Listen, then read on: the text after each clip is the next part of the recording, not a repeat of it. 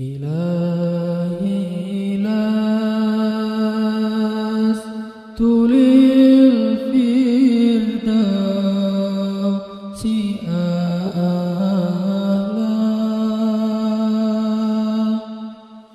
ولا أقوى على النار الجحيم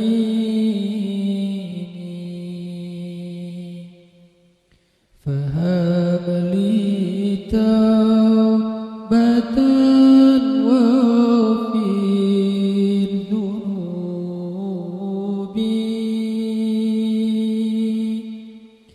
فإنك غافر الذنب العظيم. Teman-teman sekalian, bait-bait kasidah itu ditulis dan dirangkai oleh para ulama adalah tentang pengakuan dosa seorang hamba. Ketika seorang hamba berada di puncak penyesalan dan merasa tahu diri bahwa dia adalah seorang hamba yang kotor, sehingga dia mengatakan, Ilahi lastu lil firdausi ahla. Ilahi, sesungguhnya saya tidak layak masuk ke surga Firdaus.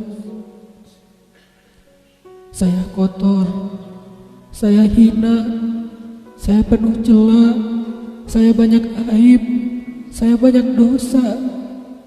Sangat tidak layak saya masuk ke surga Firdaus-Mu ya Allah. Tidak ada satupun amal yang bisa saya banggakan sehingga menjadi jalan bagi saya masuk ke surga Firdaus-Mu ya Allah. Kita harus merasa diri kita rendah di hadapan Allah. Itulah kenapa kita sujud. Dan Allah suka kepada orang yang merendahkan diri di hadapannya. Itulah kenapa Allah suka kepada hamba yang bersujud. Seandainya pintu surga itu terbuka dengan kunci amal solih, saya tidak punya kuncinya ya Allah.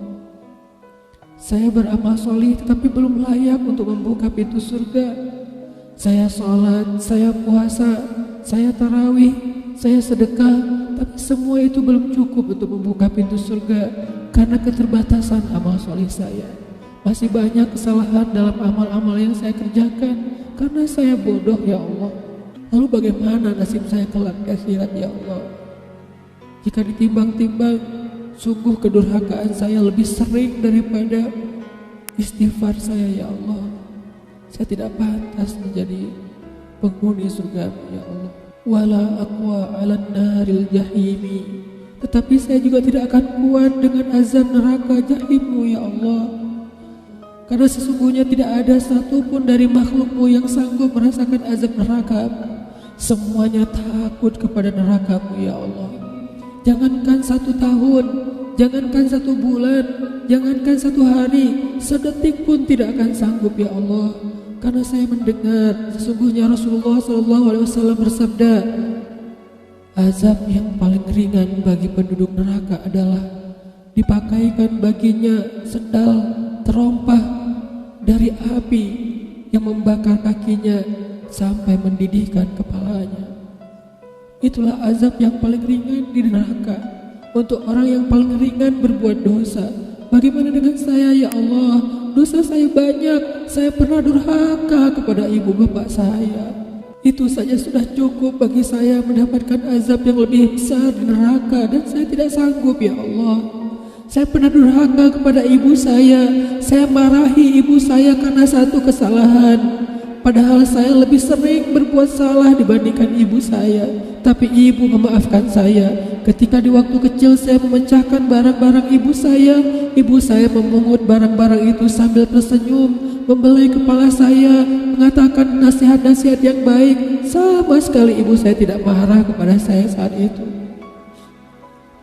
Tapi ketika telah dewasa, tidak sengaja ibu saya yang sudah tua renta kadang memecahkan barang saya, merugikan sedikit saja dari harta saya marah seperti setan ya Allah. Saya bentak ibu saya ya Allah, bahkan kadang membuat ibu saya terluka, kaget, takut. Pantaskah seorang ibu merasa takut terhadap anak yang dia kandung 9 bulan, yang dia lahirkan dengan taruhan nyawa, yang dia susui dengan darah dagingnya, yang dia didik, dia jaga, yang dia berjaga di malam hari tidak tertidur demi untuk menjaga anaknya dari seekor gigitan nyamuk? Pantaskah ibu merasa takut terhadap anaknya sendiri? Cukup satu dosa besar saja durhaka kepada ibu membuat saya pantas masuk api neraka. Belum lagi dosa saya kepada ayah. Ketika saya berdebat habis-habisan di hadapan ayah saya, hanya ketika ayah saya menasihati saya dengan satu nasihat sederhana, saya debat ia, seolah-olah wawasan saya lebih banyak, ilmu saya lebih banyak, pergaulan saya lebih luas, pendidikan saya lebih tinggi. Padahal semua itu saya dapatkan hasil dari perjuangan dan pengorbanannya. Ketika keduanya sudah menjadi tua dan lemah, kadang keduanya rindu kepada saya, ya Allah. Mereka memberi kami pesan, ya Allah. Mereka bertanya, bagaimana kabarmu anakku? Tapi kami tidak peka. Hati kami tertutup dengan ego dan sombong. Kami tidak bisa membaca teks itu dari perasaan mereka. Kami hanya membaca teks mereka dan tidak segera membalasnya. Kami anggap teks dari orang tua kami tidak penting, masih bisa ditunda untuk dijawab nanti sore. Padahal mereka sedang kangen, sedang rindu kepada kami, ya Allah. Mereka tidak mengatakan kami rindu kepadamu wahai anakku, karena mereka tahu kalimat itu akan mengganggu kami. Kalimat itu akan menjadikan hari kami tidak lagi mudah. Kalimat itu akan merusak konsentrasi kami dalam bekerja. Kalimat itu akan menghalangi banyak urusan kami, sehingga mereka menahan diri. Mereka hanya bertanya apa kabar kami. Lalu kapan kami berbakti kepada mereka, ya Allah? Sampai seusia ini kami masih merepotkan mereka, ya Allah. Kapan kami akan berbakti kepada mereka? Rasanya kami lupa. Entah kapan kami pernah memijat kaki mereka setelah mereka seharian bekerja. Entah kapan kami pernah memberikan minuman hangat untuk mereka. Kami durhaka kepada orang tua kami, ya Allah. Bahkan setelah mereka wafat, kami lupa mendoakan mereka di dalam sholat kami. Harusnya kami disiksa di api neraka, tetapi kami tidak kuat, ya Allah. Belum lagi durhaka, kedurhakaan kami yang lain, dosa-dosa besar kami yang lain. Kami pernah bermaksiat kepadamu diam-diam, ya Allah. Kami pernah berbuat dosa diam-diam, dan padahal kami tahu itu dosa besar. Tapi kami tidak peduli, kami tidak takut kepadamu. Seolah-olah ancamanmu itu hanyalah mitos, seolah-olah ancamanmu itu hanyalah fiktif, seolah-olah apa yang engkau firmankan di dalam Al-Quran itu tidak benar-benar ada. Kami sombong menantangmu dengan berbuat dosa. Banyak dosa yang kami tidak bisa menyebutkan satu persatu, ya Allah. Keluh lidah kami untuk menyebutkan dosa-dosa kami, ya Allah. Malu untuk menyebutkan dosa-dosa kami, ya Allah. Tidak ada yang bisa kami harapkan darimu selain engkau terima taubat kami, ya Allah. Fahabli taubatan, beri kami taubat yang nasuha, ya Allah. Terima taubat kami, ya Allah. Kami belum berani meminta surgamu, kami juga tidak akan kuat dengan nerakamu. Kami meminta terimalah taubat kami, penyesalan kami, janji kami untuk kembali kepadamu, memperbaiki diri. Teman-teman sekalian, mari kita baca bait itu dengan penyesalan.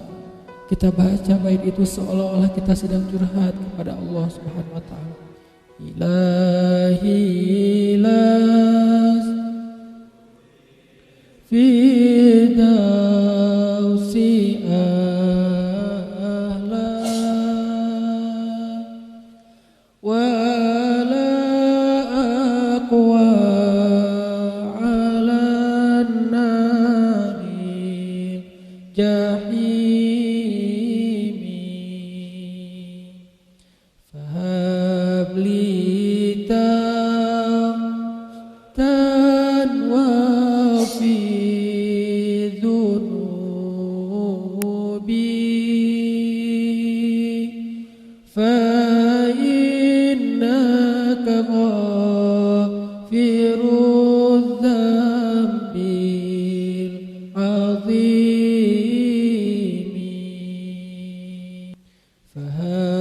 توليته